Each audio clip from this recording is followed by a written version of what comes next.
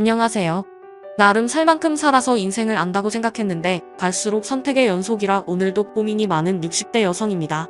자식을 키우며 산다는 것은 왜 이렇게 힘든 걸까요? 낳는 순간부터 평생을 자식에 매여 사는 느낌이 들어 오늘은 깊은 한숨만 내쉬게 되네요. 저에겐 아들 하나와 딸 둘이 있고 이 아이들을 낳고는 정말 열심히 살아왔네요. 나름 해줄 수 있는 것들은 다 해주겠다며 뒷바라지를 해주었고 정말 아이들만 보면서 살았어요. 그렇게 아이들 공부를 시키고 취업하는 것을 보면서 시간이 지나다 보니 어느덧 시집 장가를 갈 때가 되었더군요. 딸들도 하나 둘씩 결혼하고 막내 아들도 결혼할 여자가 있다고 말을 꺼냈어요. 줄곧 누군가를 만나는 것 같긴 했는데 갑자기 결혼이라는 말을 꺼내니까 좀 당혹스럽기는 했네요. 엄마, 내가 진짜 좋아하는 여자야. 정말 결혼하고 싶어요. 이렇게 말하는 아들의 말에 마침 홍기도 찼으니 저도 딱히 말할 이유는 없었어요. 그런데 뒤이어 아들이 꺼낸 말은 뭔가 느낌이 좋지 않더라고요. 왠지 모르게 쎄하다 싶었는데 저도 인생을 헛산 건 아니었는지 나쁜 예감이 딱 맞아 떨어지더군요. 근데 엄마, 한 가지 말해둘 게 있어요. 뭔데 그러니? 듣고 놀라시면 안 돼요. 한동안 뜸을 들이던 아들은 딱히 기복 없이 살아왔던 제 인생에 갑자기 돌을 던지는 것 같은 말을 했습니다. 저기 여자친구가 고아원에서 자랐어요. 그래서 부모님이 안 계세요. 저는 듣고 너무 놀라서 바로 대답이 나오지 않더라고요. 고아라니요? 부모님도 없이 어디서 어떻게 자랐는지 알 수도 없는 아이라니요. 부모가 없다는 사실 자체는 측은하긴 한데 이게 남의 일이었다면 아마 저는 그게 뭐가 문제냐고 말했을지 모릅니다. 하지만 사람 마음이 참 간사하기도 한 것이 이게 제 자식이랑 연관된 일이 되고 내 가족을 드리는 일이 되다 보니까 저도 이런 생각이 가장 먼저 들더라고요. 스스로에게 실망스러울 만큼 제 입장만 우선하게 되었네요. 아들은 제 눈치를 보더니 떠듬떠듬 말을 이어갔어요. 엄마, 근데 정말 좋은 애예요. 사실 말은 안 했지만 나 저번에 아팠을 때 간호해준 친구도 그 친구예요. 아들이 먼 곳으로 퇴직해서 집과 떨어져 살고 있을 때 한번 크게 다친 적이 있었는데요. 그때 너무 멀어서 제가 계속 들여다볼 수 없을 때 근처에 사는 친구가 물심양면으로 간호를 해주고 밥도 챙겨주었다는 이야기를 했었어요. 내심 혹시 여자친구가 아닌가 싶기도 했지만 역시나 예상이 맞았더라고요. 하지만 너무나 갑작스럽게 많은 것들을 받아들이고 이해해야 되는 상황이라 저도 쉽게 오케이 하기는 어려웠네요. 그래도 어쩌겠습니까? 일단 저와 남편을 비롯하여 결혼한 딸들도 불러서 함께 만나보게 되었어요. 그런데 정말 아이러니하게도 예상을 벗어나는 일이 생기게 되었네요. 다시 생각해도 믿을 수 없는 일이고 아무리 이때를 되새겨봐도 뭔가 좀 이상했던 것 같아요. 안녕하세요, 어머니 처음 뵙겠습니다. 고개를 잘 들지도 못하고 어렵게 첫 시작을 떼는 며느리의 모습이란 제가 갖고 있던 나름의 편견을 억제는 묘한 인상이 있었어요. 머릿속으로 이런저런 생각들을 하면서 전날 잠도 못 자고 나왔는데 제 예상과는 달리 참 단아하고 예쁜 아이더군요.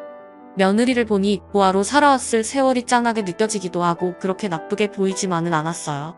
사람들 느끼는 건 다 비슷한 건지 가족들도 수다분해 보이는 며느리를 보고 한창 흥기가 찬 아들에게 문제가 될 것 같지는 않다고 느꼈던 것 같습니다. 며느리 괜찮아 보이는데 괜히 반대했다가 내가 장가 안 간다고 하면 어떡하나. 남편은 그럭저럭 마음에 들었는지 웬만하면 결혼 성사를 시키자고 하더군요. 사실 저도 내심 그렇게 싫지도 않았고 변덕이 심한 아들 성격에 저러다가 평생 장가 안 간다고 할까봐 좀 걱정되기도 했어요. 그래서 100% 마음에 드는 것은 아니었지만 어쩔 수 없이 결혼을 시키게 되었네요. 그렇게 아들 부부는 신혼생활을 시작하게 되었고 둘이서 알아서 잘 살기를 바랬습니다. 그런데 며느리가 생각한 결혼생활은 그게 아니었는지 제가 전혀 예상치 못한 상태로 흐름이 진행되더라고요. 저를 비롯하여 온 가족들이 놀랄 정도로 며느리는 180도 변했습니다. 매일같이 아침마다 아들과 함께 저희 집에 오고 종일 저와 함께 있으면서 같이 장을 보고 집안일을 돕고 하루 종일 제 옆에만 붙어있는 것이었습니다. 솔직히 저희 결혼한 딸들도 이러지는 않았는데 저는 처음에 이런 생활이 실감나지 않아서 조금 당황스러웠어요. 아니 어머님 제가 있는데 왜 어머님께서 일을 하세요? 저한테 맡기시고 쉬세요. 생전 들어보지도 못했던 말을 며느리에게 들으면서 저는 어느새 며느리가 해주는 밥과 간식들을 먹으며 어정쩡하게 앉아있게 되었네요. 그렇게 매일 저와 있고 저녁에 아들이 여기로 퇴근하면 나란히 넷이서 저녁 먹고 설거지까지 다 하고 우리가 쉬는 걸 보고 가기를 계속하더군요. 그렇게 몇 주간을 지내고 난 뒤 숫기 없는 며느리가 어렵게 된 말을 듣고 며느리의 입장을 조금은 이해하게 되었어요. 어머니 저는 고아로 자라서 내내 엄마 있는 애들이 부러웠어요. 같이 음식도 해먹고 싶고 수다도 떨고 그렇게 해보고 싶었어요. 혹시 제가 너무 귀찮게 해드리는 건 아니죠? 이 말을 들으니 어찌나 며느리가 짠하게 느껴지던지요. 저도 자식을 셋이나 낳아서 알지만 부모와 아이의 관계라는 게 얼마나 많은 감정들로 뒤엉켜 있는 관계인가요? 그것을 한 번도 느껴보지 못하고 늘 간접적으로 상상만 했었다고 하니 가슴이 아팠습니다. 그 후 저도 마음을 조금씩 결국 며느리와 마주하는 것을 좀 더 편히 하게 되었네요.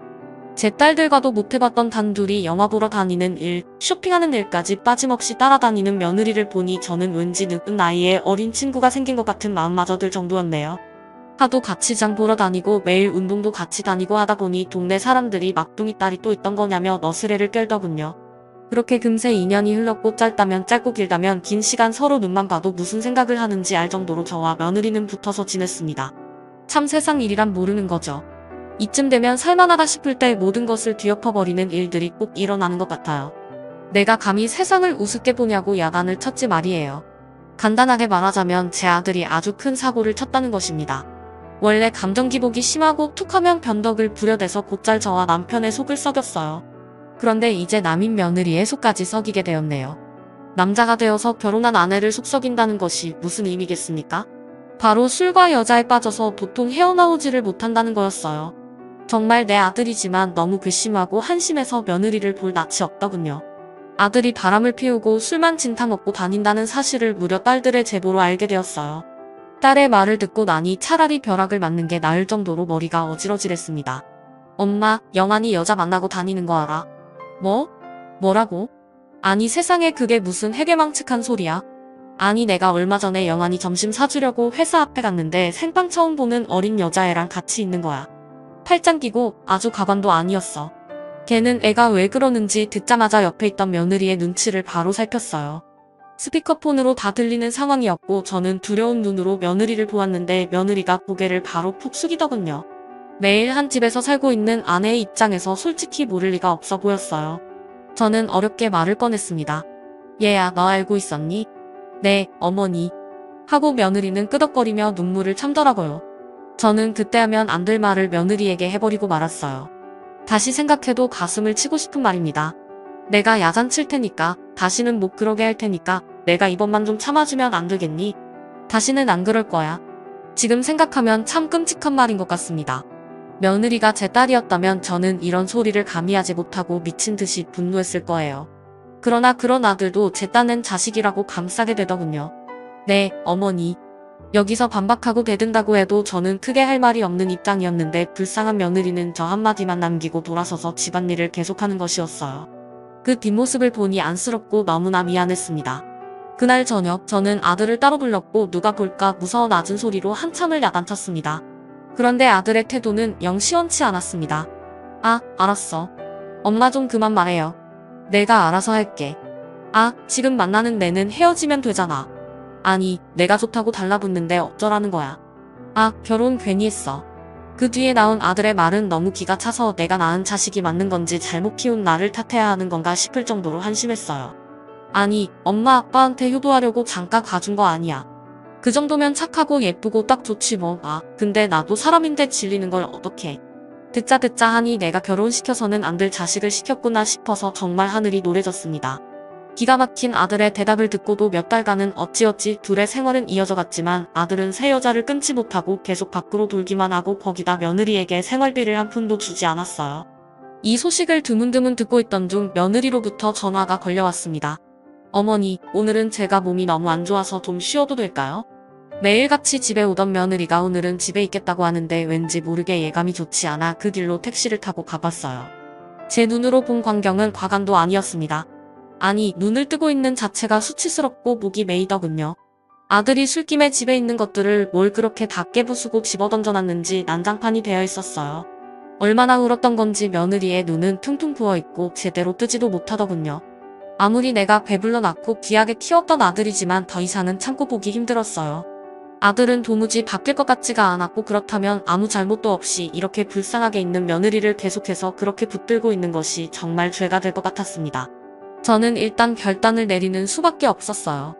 큰맘 먹고 저는 며느리에게 통보를 했고 며느리는 그 말을 듣자마자 처음 들어보는 괴성을 지르며 울기 시작했어요. 우리 영환이랑 이혼해라. 유진아, 너도 내 인생 살아야지. 저 혼자서는 못 살아요. 어머님, 이렇게 엉망이 된 집에서 그런 남편과 살면서도 자기를 버리지 말라는 며느리의 울음소리에 정말 더는 안 되겠다는 생각이 들었어요. 며느리에게 정말 너무나 미안해서 당시 노자금으로 모으고 있었던 자금 중 그래도 나름 거금이었던 5천만 원을 찾아서 쥐어줬습니다. 그렇게 며느리의 손을 억지로 떼어내며 가족들 모두에게 상처만 남긴 일이 마무리된 것 같았네요. 이후 며느리는 몇 번이나 우리 집을 찾아오고 반찬을 갖다 놓고 했으나 이대로는 정말 아무것도 안 될 것 같아 호되게 야단을 쳐서 쫓아보냈어요. 너무 착한 아이였기에 더 가슴이 아팠고 저 역시 그대로 집으로 돌아와 아들 부부가 이혼하는 이런 상황이며 모든 것이 기가 막혀 몰래 얼마나 울었는지 모릅니다. 저만 힘든 것이 아니었는지 남편도 안 마시던 술을 마셔가면서 각자 방을 따로 쓰기도 하고 우리 집안 분위기는 점점 더 얼어붙어 갔네요. 아들은 여전히 밖으로 나더라 연락도 끊어버린 지 오래되었고 딸들도 저들 살기 바쁘다며 명절 때나 가끔 들여다보고 살았어요. 저는 나름 적지 않은 나이에 이런 풍파를 겪게 된 게 너무 기가 막히고 억울하기도 하고 우울증까지 찾아와서 여간 힘들게 아니었네요. 그런데 어쩌면 이렇게 안 좋은 일들은 자꾸 겹치는 건지 제가 어디까지 버틸 수 있는지 저를 시험하는 것 같더군요. 지병이 있었던 남편이 갑자기 위독해지게 되었어요. 우리 나이가 적은 편은 아니었으나 그래도 나름 경제적으로나 건강 관련된 부분에서 크게 문제는 없다고 생각하며 살아왔어요. 하지만 정말 모든 게 한순간이더군요. 저는 뭔가 준비하고 받아들일 새도 없이 순식간에 남편의 죽음을 맞이하게 되었습니다. 세상 일이 다 진저리가 나고 험하게 느껴질 지경이었네요. 몇십 년을 내 곁에 당연히 있어주는 사람이었고 만년으로 갈수록 아들로 인해 둘 다 마음고생이 심하긴 했지만 그래도 서로 한 집에 있으면서 겨우겨우 버텨냈던 것 같아요. 그런데 갑자기 병이 악화되었고 인사도 제대로 나눠보지 못한 채 남편은 제 곁을 떠났어요. 엄마 어떻게 된 거야? 아빠가 돌아가시다니. 뒤이어 병원으로 달려온 아들과 딸들을 보고 저는 그저 엉엉울 수밖에 없었습니다. 그나마 애들이 도와줘서 겨우겨우 장례를 치렀고 남편이 남긴 것들을 나중에야 정신 차리고 정리를 하게 되었어요. 이제서야 마음을 좀 바로 잡으려던 차에 저는 또 발목을 잡고 나락으로 떨어지는 일을 겪게 되었습니다.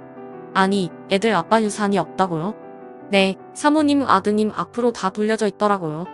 유언장에도 명시되어 있었는데 사모님께서는 모르셨던 사실입니까? 이게 어떻게 된 일인지 도저히 알 수가 없어 저는 부랴부랴 아들부터 찾아갔어요. 아들은 술에 떡이 된 채 집안에서 누워있었고 재촉을 해서 정황을 알아냈더니 저는 왜 남편 혼자 가버린 건지 원망스러울 정도로 경악스러운 상황이더라고요. 아들은 우리와 연락을 끊은 몇 년간 술과 도박, 여자에 빠져 살면서 수많은 빚을 져버렸고 저를 볼 면목이 없으니 자기 아빠를 찾아가서 끝도 없이 돈을 타냈던 모양이에요. 저도 이 무렵 때는 우울증으로 지쳐서 남편과의 대화가 거의 없었기에 잘 몰랐는데 그때 이렇게 아들에게 돈을 주고 있었다고 합니다. 원망스럽기도 했지만 자식이라고 차마 끊어내지 못했던 남편의 마음도 모르는 것은 아니어서 너무 괴로웠어요. 그래도 그렇지 유산이 다 아들 앞으로 돌아갔다니요.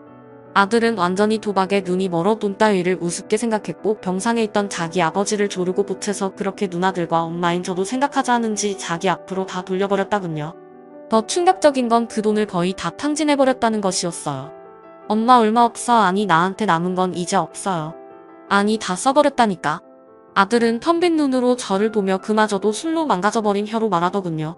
하루의 침에 저는 저와 남편이 살던 집까지 경매에 넘어가는 상황이 되었고 작은 단가방에서 살아야 할 형편에 치닫게 되었어요. 나의 60을 바라보는 나이에 경제적으로 이렇게 바닥을 찍게 될 줄은 꿈에도 생각 좀 못했습니다. 피가 영유하는 것을 느끼며 정말 아들을 가만두지 않겠다는 생각을 하며 있었는데 충격적인 전화 한 통이 걸려왔어요. 이영원 씨 어머님 계십니까? 아들의 전화로 다른 사람의 목소리로 저를 찾는다니 예감이 너무 좋지 않았어요. 저는 이때 이미 너무 지쳐 있었고 서 있을 힘도 없는 상황이었는데 다음 내용을 듣고 그만 기절해버렸으나 봅니다. 옆집 이웃이 저를 발견해줘서 겨우 정신을 차렸으니까요. 아드님이 운명하셨습니다. 아들이 빌린 돈을 갚으러 왔던 사람들이 집에 찾아왔다가 하도 반응을 하지 않으니 문을 부수고 들어왔다가 아들의 유서와 마지막 모습을 발견했다는 것이었어요. 저는 이쯤 되니 미치지 않는 것이 이상할 것 같은 상황이었습니다. 아들을 보낸 지 얼마나 되었다고 한 달도 되지 않아 아들을 보내야 하다니요. 그것도 자기 손으로 그렇게 가버린 아들이요. 하늘을 올려다보며 소리를 몇 번이나 질렀는지 모릅니다. 차라리 날 데려가라고요.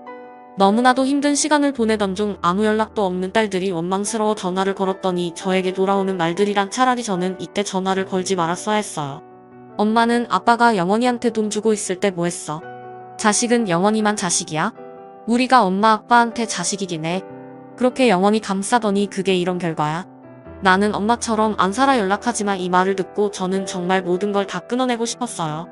모든 식음을 전폐하고 아무것도 하지 않고 그대로 조용히 있고 싶더군요. 이따금씩 옆집 이웃이 들여다보면서 자꾸 걱정하고 뭔가 주는 바람에 겨우 버티기는 했지만요. 점점 두통도 심해지고 이제 울음도 나오지 않고 먹는 것도 불규칙해 허기도 제대로 느껴지지 않아서 멍하니 누워있기만 했어요. 그런데 어느 날 누군가 문을 두드리더니 겨우 일어나서 대답을 했는데 왠지 목소리가 낮에 익었어요. 나를 아는 사람인가 싶었는데 정확히 제 이름을 부르는 것이었어요. 누구인지 이런 곳을 찾아오는 게 어울리지 않을 정도로 화려한 옷을 휘감고 있었고 머리부터 발끝까지 고급스러운 분위기를 풍기는 아줌마였습니다. 왠지 얼굴 낯이 있는 것 같기도 하고 아닌 것 같기도 해서 조금 헷갈리던 차에 그 아줌마의 입에서는 충격적인 말이 나오더군요. 어머니, 저 유진이에요. 어머니 며느리요. 기력이 하나도 없어 일어날 수도 없었지만 그래도 있는 힘껏 눈을 뜨고 찬찬히 다시 얼굴을 봤어요. 살이 조금 찐 것 같긴 했으나 분명 며느리 이미 틀림없었어요. 절색도 적고 낯선 분위기가 가득했으나 얼굴은 분명 맞았어요. 아니 어떻게 이곳을 겨우 입을 때는 저를 며느리는 와라 끌어안더니 어멍 울더군요. 한참이나 그렇게 울고 저도 그만 그간의 삶에 대한 서러움이 터져나와 영문 모를 울음이 쏟아져 나왔어요. 서로 부둥켜 안고 우느라 각자의 어깨가 너무 젖어서 입막할 정도가 되어서야 몸을 떼었습니다. 며느리는 제 아들과 이혼한 후 좋은 남자를 만나서 재혼을 했고 남편의 사업이 잘 되어 점점 부유하게 되었다는 겁니다. 한동안 세상과 연을 끊으며 지내왔던 제가 듣고 어렴풋이 알 정도면 상당히 유명한 곳인 듯 했습니다. 어쩌다 절 찾게 됐는지 물었고 그 뒤에 하는 며느리의 대답은 정말 심금을 울리더군요. 어머니, 저에게 처음으로 엄마 같은 애정을 주셨던 건 어머니였어요. 맨날 얻어맞고 바보 취급을 당하던 저를 사람 대접해 주셨잖아요. 저에게 엄마란 어머니의 이미지 밖에 떠오르지가 않더라고요. 저는 그닥 잘해준 것도 없는데 듣는 내내 그저 울음만 날 뿐이었습니다. 제가 찾아가는 거 싫어하실까봐 그렇게 꾹 참아왔는데 도저히 견딜 수가 없어 얼마 전에 다시 알아봤더니 어머니가 힘든 상황에 계시다는 걸 알게 되었어요. 그래서 신뢰를 무릅쓰고 이렇게 찾고 찾아서 여기까지 오게 되었어요. 내 배아파 낳은 아들도 딸들도 나를 버렸는데 이 아이는 내가 뭐가 볼 게 있다고 이 흠이진 동네에 있는 저를 찾아온 것일까요? 그 뒤에 이어지는 며느리의 말은 꿈인지 생신인지 혼란스러울 정도의 제안이었습니다. 어머님, 저희 집 근처 아파트를 하나 얻어놨어요. 제 마음대로 처리해서 죄송해요. 전에 사시던 동네에 있던 스타 아파트 아시죠? 재건축해서 더 좋아져서 어머니 편하게 모시기에 정말 좋겠더라고요. 제가 이제 어머니 며느리는 아니지만 그렇다면 딸로서 모시게 해주실 수는 없는 걸까요? 며느리가 말하며 내민 아파트 계약서를 보니 예전에 우리가 살던 부촌에 있던 곳이고 다시 재건축을 하고 있을 때 저희 집 가세가 기울어 영영 꿈도 못 꿔보고 나오게 된 곳이에요. 아마도 제 생에는 도저히 도전해볼 수 없는 그런 엄청난 곳이었는데 며느리는 제 이름으로 계약을 해주고 그곳에 제 거처를 옮겨가게 해주었어요. 눈 깜짝할 사이에 일을 처리해버리고 일주일에 2번은 꼬박 저를 찾아와서 종일 시간을 보내주는데 솔직히 아직도 이 생활이 실감나지 않습니다. 얼떨결에 며느리가 제발 그쪽으로 가서 같이 살자고 해서 오긴 했지만 이래도 되는지 민망스럽기도 하고요. 오래도록 상처있고 내리막막하던 저에게 며느리는 저를 다시 자꾸 끌어올려주면서 매주 용돈도 주고 냉장고도 비지 않도록 채워주며 그렇게 저를 살갑게 섬겨주네요. 이렇게 인생이 180도 변할 수가 있는지 꿈을 꾸는 것 같아요. 저를 기억해준 며느리와 시간을 보내는 게 너무 감사하고 감지덕지한데 이런 저에게 또 다른 새로운 먹구름이 드리워지려고 합니다. 저는 조금이라도 편히 지낼 수 없는 운명인 걸까요? 바로 엊그제 친딸들이 대체 이 상황을 어떻게 알고 찾아온 건지 이 근처에 살고 있어서 뭔 소식이라도 들었던 걸까요? 매몰차게 연락을 끊을 때는 언제고 나란히 저를 찾아왔더라고요.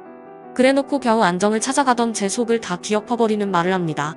엄마, 이 서방이 사업하는 게 너무 안 돼서 나 진짜 못 살겠어. 애들 교육은 어떻게 해? 우리 거리에 나 앉게 생겼어 엄마. 혼자 이렇게 좋은 집 살면서 딸들 생각은 안 해. 어찌 갈수록 제 원망만 하더니 끝은 결국 돈 얘기더군요. 그래서 그런데 이 아파트 담보로 우리 대출 좀 해주면 안 돼? 이 정도면 충분히 나을 것 같은데. 제발 부탁이야. 엄마 한 번만 해주라. 너무 머리가 아프고 한숨이 나와서 일단은 둘 다 쫓아보냈어요. 곧 있으면 며느리가 올 시간이 되기도 했고요. 어떻게든 마주치게 하고 싶지도 않고 정말 끔찍했어요. 그런데 지금 가장 복잡하고 머리 아픈 건 접니다. 그렇게 딸들을 내쫓긴 했지만 저것들도 자식이라고 남편 사업이 망해서 손자들이 다 앉게 되었다니 그걸 애미로서 어떻게 그냥 두고 봐야 되는 걸까요? 사실 똑같이 자식인데 유산이 아들 아닌 딸들에게도 좀 같더라면 저 고생 안 했을 것 같기도 하고 미안하기도 하고요. 저에게 이렇게 고급스럽고 비싼 아파트가 사실 이 나이에 당지도 않기도 한데 참 복잡한 마음이 듭니다. 저만 보고 이렇게 지원해준 며느리를 생각하니 이러지도 저러지도 못하고 있는데 대체 어떤 결정을 하는 것이 좋을까요?